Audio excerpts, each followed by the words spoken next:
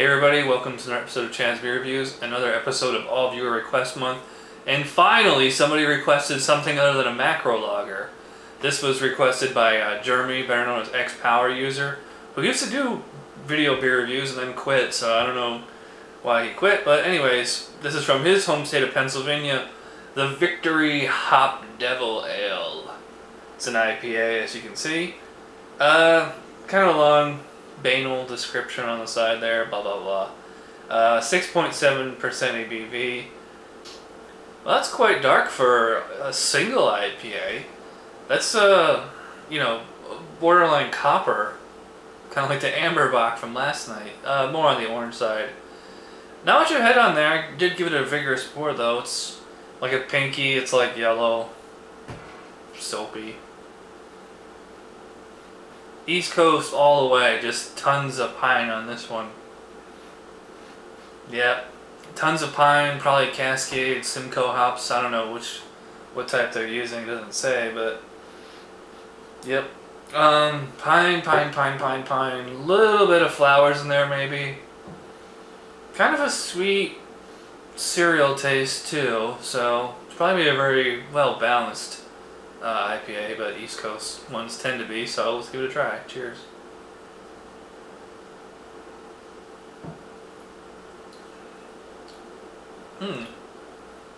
Yep, definitely in the that very nectary pine kind of hop IPA.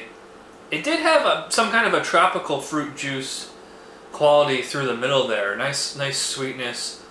Borderline refreshing. It's not citrusy. It's not like acidic or tart like a lot of the West Coast citrus IPAs. So it's kind of like a juicy nectar right in the core there. Bitter throughout. Like I notice it being bitter just like right across the whole first part of the half of the first part of the swig. You get like the juiciness in the middle. Finishes kind of as it started. It's more of a dry bitterness than the coming back to the beginning with the fruity flavor, but nice level of bitterness here that's not obnoxious. It's very drinkable. It's not overly dry. It's not like ridiculously bitter. It's surprisingly kind of thin in the mouth, but so it's not super highly carbonated. It's not the pop bite on it is, I don't know what the IBUs on this is, but it seems rather low. I'm not saying that's a bad thing. I'm just saying they're probably going for a more drinkable, sessionable IPA, if an IPA could be sessionable. Has kind of that sticky, stickiness you tend to get in like a bigger double imperial IPA. So it's impressive that it's packing so much flavor for only 6.7% ABV. Again, this is your first episode. I try not to look up beers before I review them so I can give them as fair a review as possible.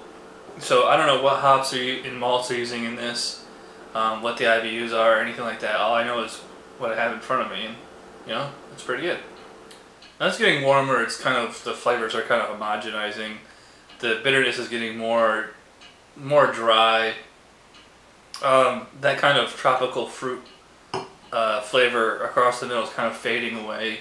So it's just getting more of just like a hop kind of syrup now. What's interesting is that like the body is kind of thin and like kind of flat, but I just had to cut out a whole bunch of burps in between swigs there. That was really unusual. I'm kind of on the board between a 7 and 8 on this one. I mean, it's definitely a good, standard, solid East Coast IPA. Even has a little bit of the Dogfish Head 60-90 minute qualities to it. Like I get like that, that hint of like coffee bitterness in there.